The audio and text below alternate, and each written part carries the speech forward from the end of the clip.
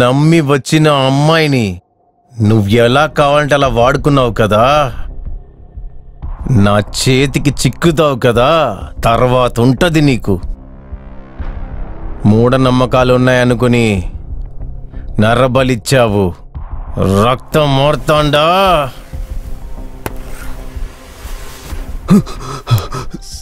Sir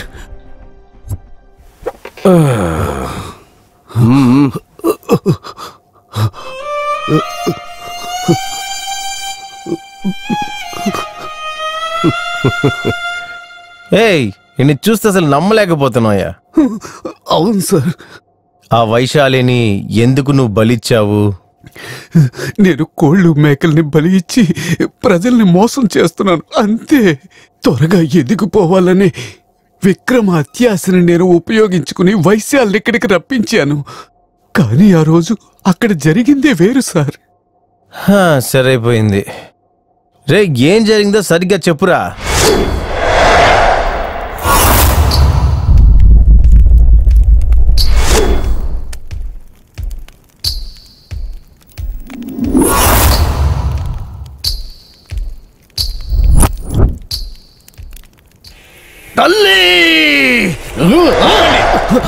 ఏంటి?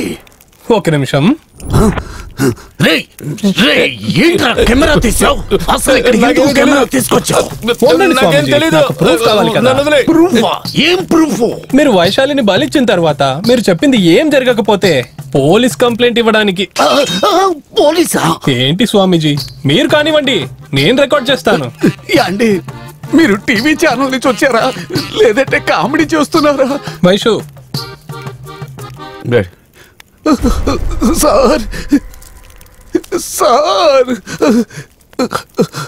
ఇదిగో చూడవయ్యా స్వామి, ఇలా మంచిది చేస్తానని చెప్పి ఎంతమంది జీవితాల్ని నాశనం చేసుంటావు.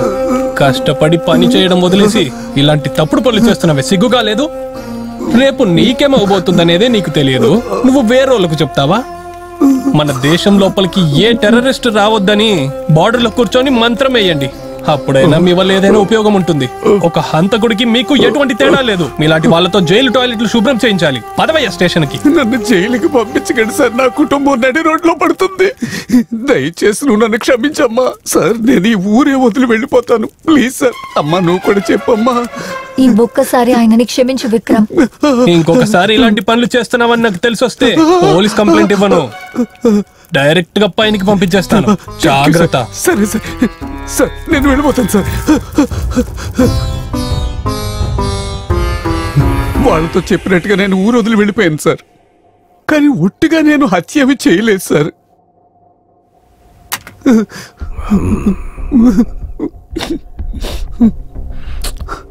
సరే, కాసేపు నువ్వు బయట ఉండి పిలుస్తాను. సరే సార్, వస్తాను సార్. అయ్యో, ఈ కేసు మాత్రం ఎందుకు ఇంత క్రిటికల్గా వెళ్తుంది?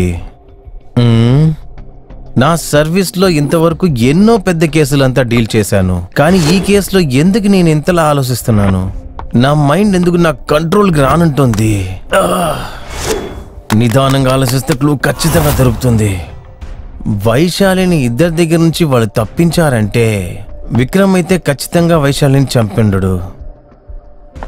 అలా అయితే వైశాలిని చంపేసింది ఎవరు?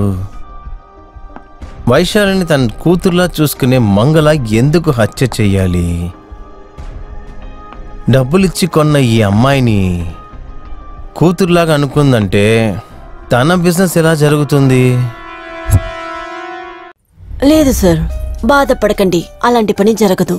నిజం చెప్పాలంటే మేము ఏ కస్టమర్ ఇంటికి పంపము. కావాలంటే నేను మీకు కొన్ని ఫొటోస్ ని సెండ్ చేస్తాను. అందులో మీకు ఏ అమ్మాయి కావాలో మీరు సెలెక్ట్ చేస్తే ఆ అమ్మాయిని మా అబ్బాయిలు మీరు ఉండే చోటికే తీసుకొస్తారు. ఓకే? అలానేం కాదు, అది కరెక్టే, కానీ డే అయితే అటు ఇటు అడ్జస్ట్ చెయ్యొచ్చు. కానీ రాత్రులు కొంచెం కష్టమే, ఎందుకంటే వైశాలి ఇంట్లో ఉంది. పర్వాలేదు, వదిలే. అడ్రస్ పంపిస్తాను, కొంచెం త్వరగా పంపించు. Okay sir. రామా, వైషు, ఇంత పొద్దున్నే ఎక్కడికెళ్ళొస్తున్నావు? అక్క, నేను మీతో ఒక విషయం చెప్పాలి. చెప్పు వైషు. నేనొక అబ్బాయిని ప్రేమిస్తున్నాను. తనకి నేను ఇక్కడ ఉండడం ఇష్టం లేదు. అయితే కాబట్టి నేను వేరే రూమ్ చూసుకొని ఇక్కడ నుంచి వెళ్ళిపోతాను. ఒకడితో తిరిగేటప్పుడు నీ ఇంటి కష్టాలు గుర్తు రాలేదా? కానీ నేను నలుగురితో పడుకోమంటే నేను అలాంటిదాన్ని కాదు, అలా ఇలానేదో మాట్లాడావు. ఏంటి అలా చూస్తున్నావు? ఆ రోజు నువ్వంత ఏడిచావు కాబట్టే అయ్యో పాపం పల్లెటూరు అమ్మాయి ఎమోషనల్ గా మన దారికి రప్పించుకోవడానికే నేను నా కూతుర్లా అనుకుని నేను నాటకం ఆడాను. నేను ఇన్ని రోజులుగా ఈ పనిలో ఎందుకు చేయనివ్వలేదో తెలుసా? నువ్వు లోకల్ ఫిగర్వి కాదే, నేషనల్ ఫిగర్. అందుకే ఇంటర్నేషనల్ కస్టమర్స్ దగ్గర నేను సేల్ చేస్తే లక్షల డబ్బులు దొరుకుతాయని నేను అనుకున్నాను. కానీ నువ్వేంటో నీ లవర్తో వెళ్తానంటున్నా. నీకేంటి చీర బొట్టు ఇచ్చి బయటికి పంపుతాననుకుంటున్నావా? నో, ఇప్పుడే నేను దుబాయ్కి సేల్ చేయడం గురించి డీలింగ్ మాట్లాడుతూ ఉన్నాను. విక్రమ్, నన్ను వదలండి. రూమ్ లో చెయ్యండి. తను బిజినెస్ చేస్తానని చెప్పే వరకు నీళ్లు గాని అన్నం గాని ఏమి ఇవ్వద్దు. పస్తునే చావాలంటే చావనివ్వండి. 1,00,000 రూపాయలు లాస్ అయినా సరే పర్వాలేదు, కానీ ఎట్టి పరిస్థితుల్లో తను తన లవర్ తో బయటికి వెళ్ళకూడదు. అంతే, అదే నాకు కావాలి. దీన్ని వెతుక్కుంటూ వాడు వచ్చాడంటే వాడిని చంపేయండి, లోపలికి తీసుకెళ్ళండి. అక్క ప్లీజ్ అక్క, నన్ను వదలండి, వదలండి ప్లీజ్ అక్క.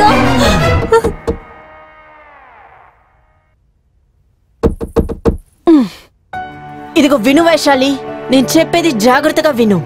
చివరిగా నిన్ను అడుగుతున్నాను వైశాలి, నువ్వు ఒప్పుకుంటే కడుపు నిండా నీకు భోజనం పెడతాను. లేదు, నేను మీ మాటలు వినను. నన్ను విక్రమ్తో పంపించేయండి. అలాగా, సరే. రేయ్, ఇది చనిపోయిందంటే ఎక్కడైనా విసిరి పాడేయండి. పొస్తునుంచినా కూడా తన పొగరు ఏం తగ్గలేదు. ఎక్కడి నుంచి వచ్చిందో ఛే.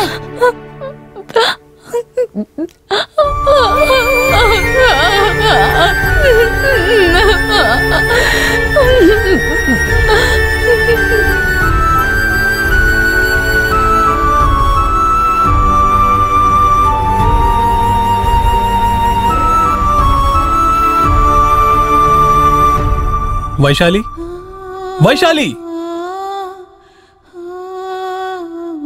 వైశాలి!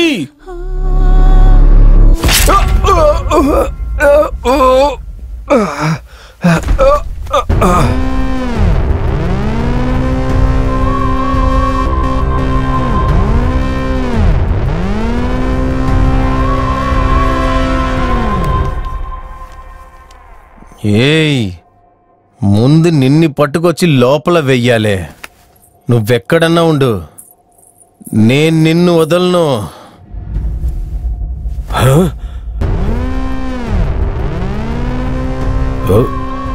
నేనింటి ఇస్తున్న వాళ్ళంతా ఎంట్రీ ఇస్తూనే ఉంటున్నారే. తనే కదా తిను.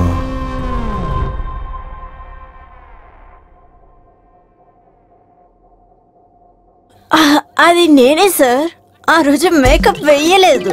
ఆహా,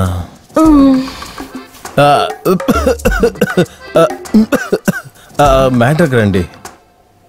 సార్, ఆల్రెడీ పబ్లిక్ లో ఉన్న ఇమేజ్ పోయింది సార్. ఇప్పుడు నేనే హంతకురాలని మీరు చెప్పారంటే నేను ఎలా ప్రశాంతంగా ఉండగలను సార్? చెప్పాలంటే వైశాలి చావుకి నాకు ఎటువంటి సంబంధం లేదు సార్. ఎందుకంటే తన్ని నేను నా కూతుర్లా చూసుకున్నాను సార్. ఒక నిమిషం మాట్లాడుకుని ఉండండి. ఇదిగో చూడండి మేడం, ఈ ఫుల్ పోలీస్ డిపార్ట్మెంట్ లోనే నాలాంటి ఒక బ్రిలియంట్ ఆఫీసర్ ఎక్కడా ఉండడు. అవును సార్. ఒక హత్య జరిగిన చోటికి నేను వెళ్తున్నానంటే ఈ హత్య ఇలాగే జరిగి ఉంటుందని చెప్పేంతలా ఇంటెలిజెంట్ నేను. అలాంటి నాకు ఈ వైశాలి హత్యను మీరందరూ కలిసి కన్ఫ్యూజ్ చేస్తున్నారనుకుంటా. ఇప్పుడు చెప్పండి, ఎవరు నా బ్రెయిన్ ట్రాప్ చేసి పెట్టుకున్నారని?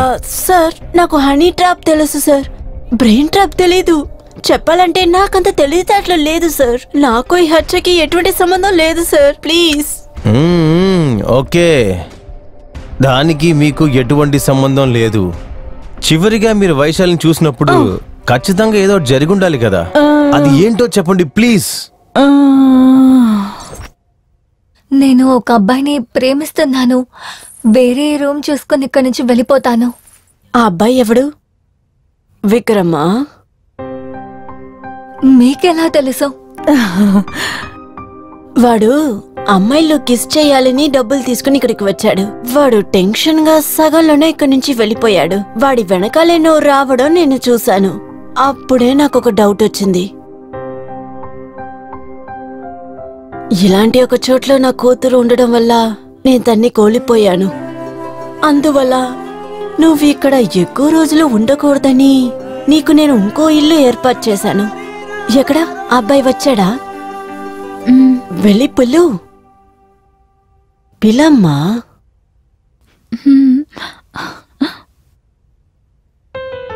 నమస్తే అమ్మా. నమస్తే బాబు. బయట అబ్బాయిలతో మాట్లాడుతున్నప్పుడే విడిపోయే కాలంలో వైశాలి ఇలాంటి ఒక చోట్ల ఉంటుందని తెలిసినా సరే దాన్ని అర్థం చేసుకుని నువ్వు తనతోనే ఉన్నావు కదా. ఇందులోనే నువ్వు ఎంత మంచోడువో తెలుస్తుంది. నా వైశాలిని జాగ్రత్తగా చూసుకో, సరేనా? 1 సెకండ్. ఇది నేను కష్టపడి సంపాదించి ఒక చిన్న ఇల్లు కట్టుకున్నాను. ఇంక నుంచి మీరిద్దరూ అక్కడే ఉండాలి. మీరు కూడా మాతోనే వచ్చేయండి. లేదమ్మా, నా పేరే పవిత్రమైనది, కానీ నేను చేసే పని నీచమైనది. మీరిద్దరూ నాతోనే ఉంటే ప్రజలందరూ వేరేలా మాట్లాడతారు. కీ తీసుకో.